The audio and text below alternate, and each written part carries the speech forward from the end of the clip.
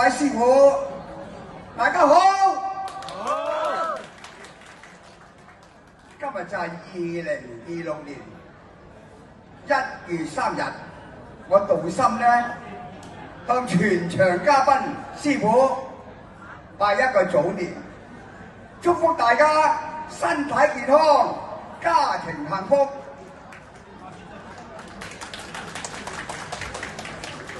中國武術，我哋大家知道佢個根佢係強，係來自中國。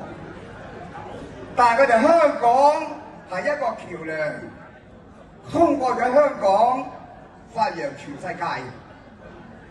咁我由幾時開始？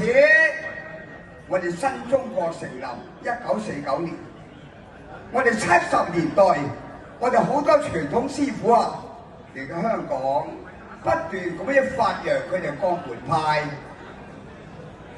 繼續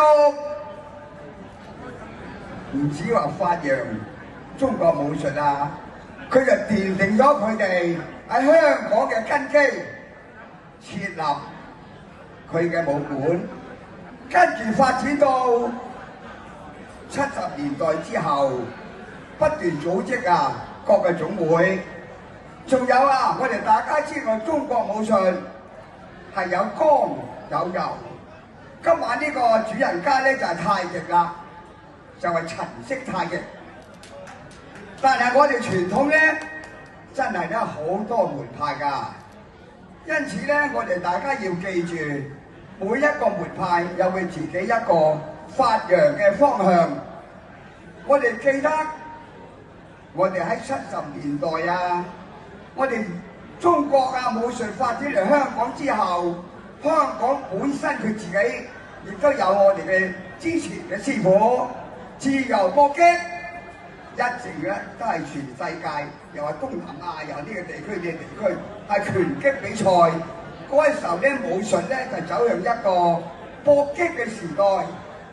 跟住80年代啊，我哋中國啊人都機構拍一部少林寺之後，我哋新武術啊，跟住我哋國家不斷啊推進我哋呢啲師傅嚟到香港，不斷啊百花齊放，發展到我哋嘅新武術。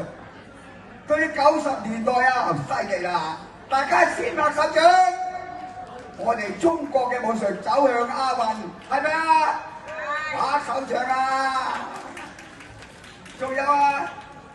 我睇未來啊，今年先2026年3月21日，世界呢個嘅太極日，係咪盧老師？